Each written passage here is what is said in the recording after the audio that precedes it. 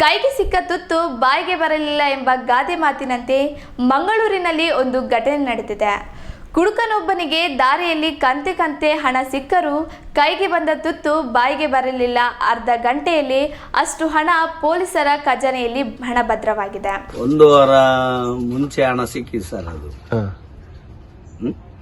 ಯಾರ್ದು ಹಣ ಅಂತ ನಮಗೆ ಸಂಬಂಧ ಇಲ್ಲ. ರೋಡಲ್ಲಿ ಬಿದ್ದು ಸಿಕ್ಕಿದ ಹಣ ಅದು. ಎಲ್ಲಿ ಸಿಕ್ತು? ಪಂಪಾಯಲಲ್ಲಿ.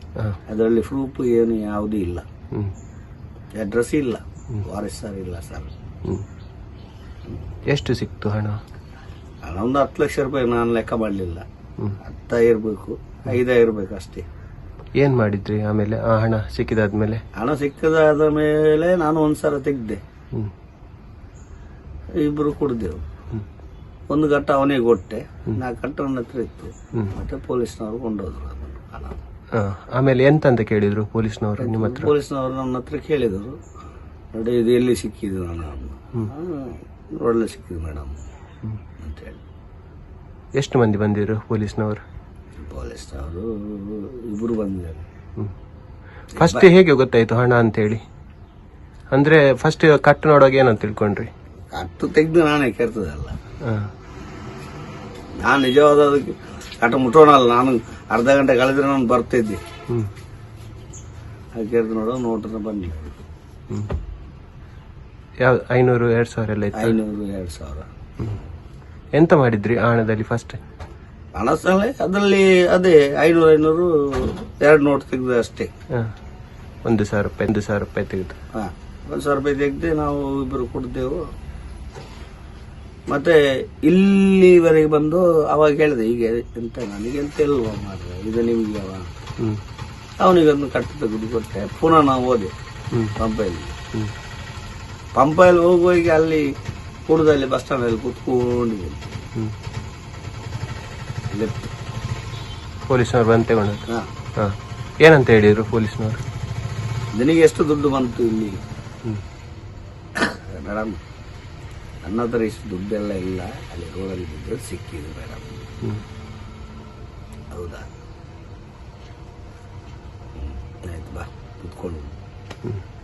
ಸ್ಟೇಷನ್ ಕರ್ಕೊಂಡು ಹೋದ್ರು? ಸ್ಟೇಷನ್. ಅಲ್ಲಿ ಏನು ಕೇಳಿದ್ರು? ಅಲ್ಲಿ ಸಹ ಅದೇ ಮಾತು ಕೇಳಿದ್ರೆ ಅದೇ ಹೇಳಿದೆ. ಎಲ್ಲ ತೆಗೆದ್ರು.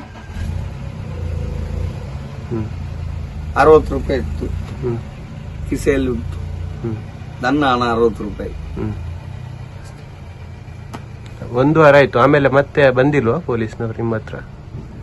ಇಲ್ಲ, ನಾನು ಕೇಳಿದೆ ಅವ್ರ ಹತ್ರ, ಎಂತ ಮಾಡ್ಬೇಕು ಸರ್, ನಾನು ಕದ್ದಾಣ ಅಲ್ಲ, ಸಿಕ್ಕಿದ್ದು ನಾನು ಹೋಗ್ಬೇಕ, ಎಂತ ಮಾಡ್ಬೇಕಂತ. 3 ದಿವಸ ಆ ಕಡೆ ಈ ಕಡೆ ಹೋಗ್ಲಿಕ್ಕಿಲ್ಲ. ಇದಕ್ಕೆ ಹೋಗ್ಬೇಕಾದ್ರೆ ಅಲ್ಲಿ ಕೇಳ್ಬೇಕು ಸ್ಟೇಷನ್ ಅಲ್ಲಿ. ಅದೇ ಸರ್ ಹತ್ರ ಕೇಳಿದೆ, ಎಂಜಾಯ್ ಮಾಡ್ಬಿಡು ಸರ್, ಎಲ್ಲ ಗಾಂಡಕೊಂಡು ಬಿಟ್ಟೆ, ನಾಳೆ ಬೆಳಿಗ್ಗೆ ಬಿಡ್ತೇನೆ ಶಿವ. ಆಯ್ತು ಸರ್. ನಿನಗೆ ಯಾರು ಹೊಡೆದ್ರ? ಊಟ ಚಹಾ ಮಾಡಿದ್ಯಾ? ಇಷ್ಟೊತ್ತು 9 ಗಂಟೆವರೆಗೆ 10 ಗಂಟೆವರೆಗೆ ಚಹಾ ಬರಲಿಲ್ಲ ಸರ್. ತಂದು ಕೊಡಿ ಎಲ್ಲ ಕೊಟ್ಟರು, ಏನು ಹೊಡಿಲಿಲ್ಲ ಅಷ್ಟೇ. ಈಗ ನೋಟಿನ ಕಟ್ಟಲ್ಲಿ ನಂಬರ್ ಏನಿದ್ರೆ ಅವ್ರಿಗೆ ಕಾಲ್ ಮಾಡಿ ಕೊಡ್ಬೋದಿತ್ತಲ್ಲ? ಕೊಡ್ಬೋದಿತ್ತಲ್ಲ. ನಿಜವಾದ ಆಕ್ಚುಲಿ ಆ ಬಾಕ್ಸ್ ಅಲ್ಲಿ ಒಂದು ನಂಬರ್ ಇದ್ರೆ ಸಹ ಅವರಿಗೆ ಕೊಡ್ಬೋದು. ಈಗ ಅವರೇ ಪಾರ್ಟಿಯೇ ಬರ್ಲಿಲ್ಲ ಅಲ್ಲಿ. ಈಗ ಅವ್ರು ಹೇಳಿದೆ ಅಂತ ಹೋದ ಪಾರ್ಟಿ ಬಂದಿದ್ದಾರೆ, ನೋಡಿದ್ದಾರೆ, ಕೊಂಡೋಗಿದ್ದಾರೆ ಅಂತ. ಆಕ್ಚುಲಿ 3 ದಿವಸ ಇರುವಾಗ ಅರ್ಧ ಗಂಟೆ ಒಳಗೆ ಪಾರ್ಟಿ ಬರೋದು ನನಗೆ ಗೊತ್ತಾಗುದಿಲ್ಲ. ಹೌದು, ಯಾರ್ದಂತ ಗೊತ್ತಾಗ್ತಿತ್ತು ಹಣ. ನಾನು ಏನು ಇನ್ಕ್ವೈರಿ ಇದ್ರೆ ಬರ್ತೇನೆ ಅಲ್ಲಿ ಪಂಪಲ್ಲಿ. ಇಲ್ಲಿದು ಅವರಿಗೆ ಅಡ್ರೆಸ್, ಅವ್ರು ಇಲ್ಲಿ ಬರ್ತಾರೆ, SI ಬರ್ತಾರೆ, ಇಲ್ಲಿ ಡೀಸೆಲ್ ಹಾಕ್ಲಿಕ್ಕೆ ಬರ್ತಾರೆ, ಇಲ್ಲಿ ಪಿಕಪ್ಗೆ, ಪುಲಿಯಾರಕ್ಕೆ ರೋಡ್ಲ ಪಾರ ಬಲ್ಲಿ. ಎಲ್ಲಿ ಹೋಗ್ಬಾರ್ದು ನೀವು, ಅಲ್ಲಿ ನೆರೀರಿ. ಸ್ವಲ್ಪ ಇನ್ಕ್ವೈರಿ ಉಂಟು, ಇನ್ಕ್ವೈರಿ ಮಾಡಿದ ಮೇಲೆ ಮತ್ತೆ ನೋಡುವ.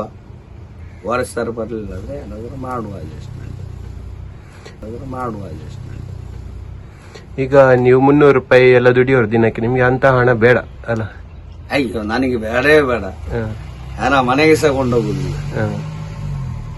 ಸಿಕ್ಕಿ ಬಿದ್ದ ಹಣ ಬೇಡ. ನಾವು ಈ ಬೊಂಬೈ ಲೈನ್ ಬಸ್ಸಲ್ಲಿ ದುಡಿತೇವೆ ಸರ್. ಹ್ಮ್. ಅಂತ ಹಣ ನಾವು ಎಷ್ಟು ನೋಡಿ ನಾವು ಬಿಟ್ಟಿದ್ದೇನೆ. 49 ವರ್ಷ ಆಯ್ತು. ಹ್ಮ್. 19 ವರ್ಷಕ್ಕೆ ಈ ಮೋಟ್ರಿಗೆ ಬಂದಿದ್ದೇನೆ ನೋಡಿ. ನನ್ನ ಕಂಪನಿ ಇದೆ ವಿಶಾಲ್. ಹ್ಮ್. ನಾನು ಅದರಲ್ಲೇ ಕೆಲಸ ಕಲ್ತದ್ದು, ಅದರಲ್ಲೇ ಡ್ರೈವರ್ ಆಗೋದು. ಅವಾಗ ಯಾರು ಬರ್ತಿದ್ರೆ ಹಣ ಕೊಡ್ತಾ ಇದ್ರಿ, ವಾರಿಸಿದವರು ಬರ್ತಾ ಇದ್ರೆ ಸಿಕ್ಕಿ ಬಿದ್ದ ದಿನದಲ್ಲಿ?